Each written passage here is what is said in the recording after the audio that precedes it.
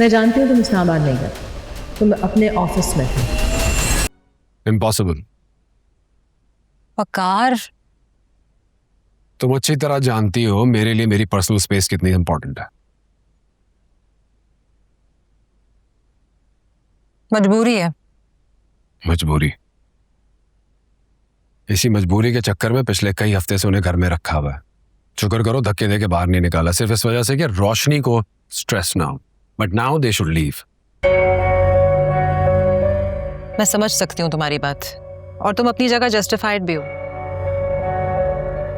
मगर क्या करें, रोशनी को लगता है कि वो अकेले मैनेज नहीं कर पाएंगे। क्या स्कूल के छोटे बच्चे हो? दे आर एडल्ट्स और अब उनको जाना चाहिए। रोशनी कहेगी तो मैं उनका खर्चा उठाने को तैयार हूं। नहीं, वो तुमसे पैसे तो लेगी नहीं, उसने ऑलरेडी ये बात कह दी है। और यार उसकी बहन जवान है, शी इज अनमैरिड।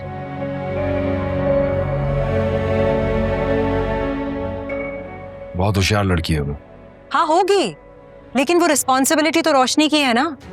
और तुम क्या चाहते हो वो क्या करे, ना इधर की रहे ना उधर की रहे, और फिर तुम आलियान की तरह कंप्लेन करो। तो ये कोई परमानेंट सोल्यूशन तो नहीं हो ना कि दोनों मेरे घर में रहते रहे। और अब मजीद मैं आयमा को टॉलरेट नहीं कर सकता। हाँ, हम कोशिश करके आयमा की शादी तो जल्द से जल्द करा देते हैं।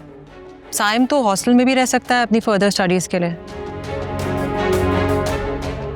लेकिन प्लीज सोचो इस बारे में। मैंने रोशनी से अब तक ये बात छेड़ी नहीं है, तो ये तुम्हारी तरफ से आएगी ना तो उसे अच्छा लगेगा।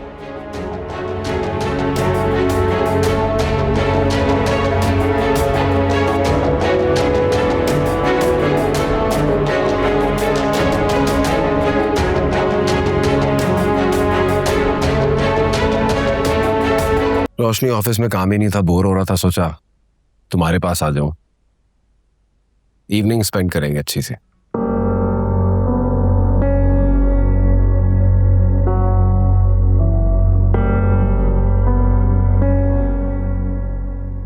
क्या बात है रोशनी, तुम्हारा चेहरा क्यों उतरा हुआ है? किसी ने कुछ कहा है?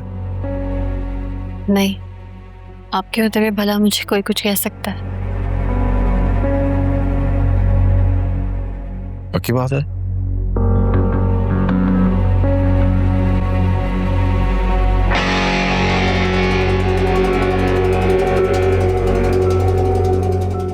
अगर किसी ने कुछ कहा है तो मुझे बता दो, मैं उसका दिमाग ठीक कर दूंगा।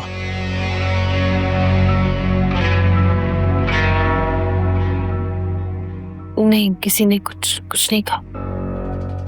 ओके रोशनी, तुम चाय बनाओ, लॉन में बैठ के चाय पियेंगे और इसी तरह मुस्कुराती रहा करो, अच्छी लगती।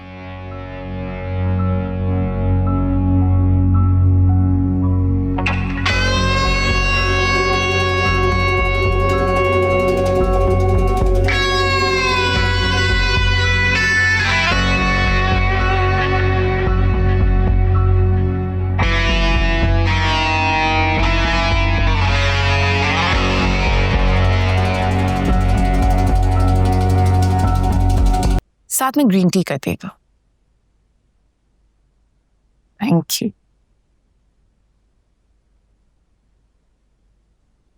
इस बार फिर वकार ने मुझसे बात नहीं की। आई डोंट नो क्या प्रॉब्लम है। तुम उसे इतनी इंपॉर्टेंस क्यों दे रहे हो? यार मैं उनसे काम निकलवाना चाहता हूँ। मेरे पास एक बिजनेस प्रपोजल है और मैं चाहता हूँ वकार उसमें इन्वेस्टमेंट करे। तुम उसकी इन्वेस्टमेंट की क्या जरूरत है शहीर? तुम खुद इतनी बड़ी बिजनेस फैमिली से बिलोंग करते हो। तुम्हारा बिजनेस सिर्फ पाकिस्तान में नहीं बल्कि यूके यूएस में भी फैला हुआ है। हाँ वो बात अलग है, लेकिन ये प्रोजेक्ट बहुत इंपॉर्टेंट है और आज तक का सबसे बड़ा प्रोजेक्ट है। तो किसी और इन्वेस्टर से बात कर लो। तुम समझ नहीं रही हो, कोई और इन्वेस्टर या बिजनेसमैन में और वकार में जमीन आसमान का फर्क है।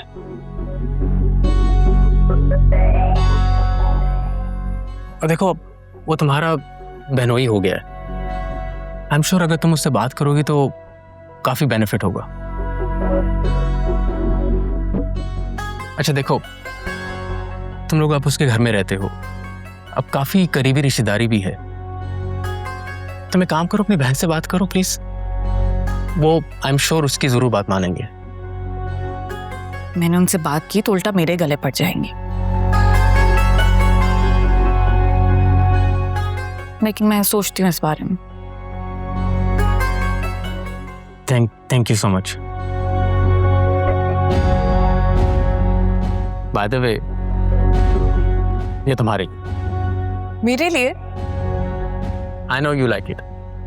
ये मेरी फेवरेट चॉकलेट्स हैं, पर अब यहाँ से मिलती ही नहीं है।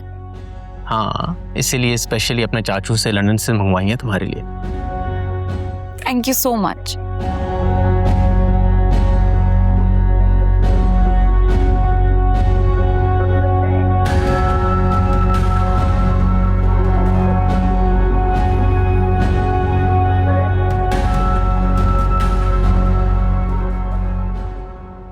क्योंकि मुझे यकीन नहीं आता कि वकार का मेरी तरफ इतनी आसानी से झुकाव। आसानी से? पुलिस से रात जैसी आजमाइश से निकली हो तुम, मौत के मुंह से बची हो। अगर इतना सब होने के बावजूद वो तुमसे अभी भी बदगुमान रहता तो मैं उसे इंसान ना समझती। क्या फीलिंग्स बदल सकती हैं? फीलिंग्स तो पल पल में बदल जाती हैं। इंसान सोच समझ के ताल्लुक तो जोड़ सकता है, उसे निभा नहीं सकता। मगर सहरसा, मगर क्या? पहले जब वो तुमसे बदगुमान रहता था तो तुम भी उखड़ी उखड़ी रहती थी। अब जब वो तुमसे प्यार से पेश आ रहा है तो तुम भी मोहब्बत दिखाओ।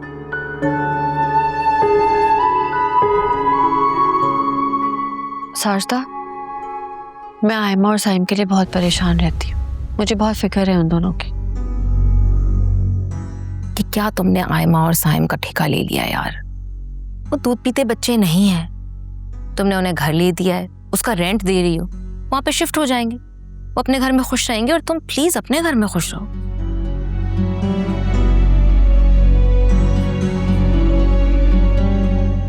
मुझे एक बात बताओ, इन दोनों का अकेले रहना मुनासिब है? मैंने कहा ना, वो दूध पीते बच्चे नहीं हैं। आयमा जैसी होशियार लड़की अपना और अपने भाई का ख्याल रख सकती है। यार मगर वो लड़का कौन?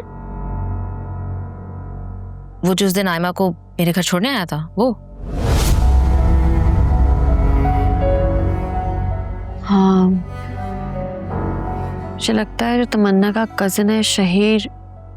पता नहीं। शहीर कौन? आयमा की एक बहुत क्लोज फ्रेंड है तमन्ना। काफी वेल ऑफ लोग हैं।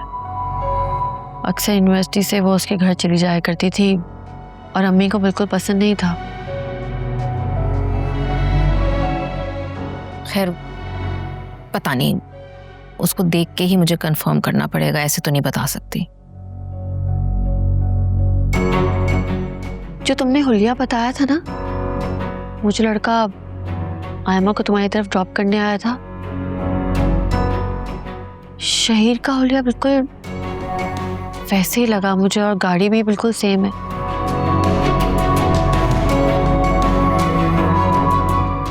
मैं इसलिए परेशान होती हूँ आयमा को अकेले छोड़ने में। खुदा ना खास्ता कुछ हो गया तो मैं अम्मी को क्या मुंह दिखाऊंगी यार। अच्छा चलो फिर तुम बताओ, इस मसले का क्या हल होना चाहिए? ओ नहीं, खुदा के लिए उन दोनों को यहाँ पे मत रखना। कोई कम गड़े खोद के गए हैं तुम्हारे सौतेला बाप। लेकिन इन सब चीजों में आयमा और साइम का कोई कसूर नहीं है यार। उन्होंने कोई कम कसर छोड़ी है? साइम का तो मसला अभी थोड़ा सा हल हुआ है।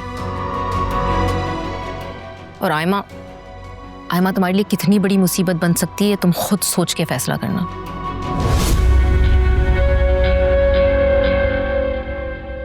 मेरे घर 4 दिन रही थी, मैं तो आजिज़ आ गई थी।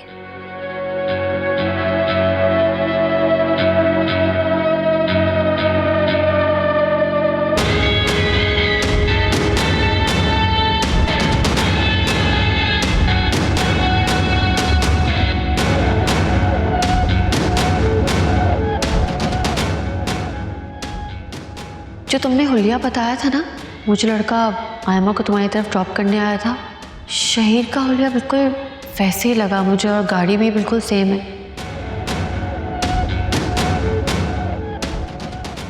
अब जितनी चाहें उतनी सीधी पट्टियाँ बढ़ा लें आप ही को, मुझे उन्हें मैनिपुलेट करना आता है। वो कल भी मेरे हाथों में कठपुतली बनी हुई थी और मैं आज भी उन्हें कठपुतली की तरह नचा सकती हूँ। वकार को अगर मैं हासिल नहीं कर सकी तो वो आपका भी नहीं हो सकेगा। इतनी दरारें पैदा कर दूंगी आप दोनों के बीच एक बार फिर कि इस आलीशान महल की दरो दीवार भी लरज़ उठेंगे।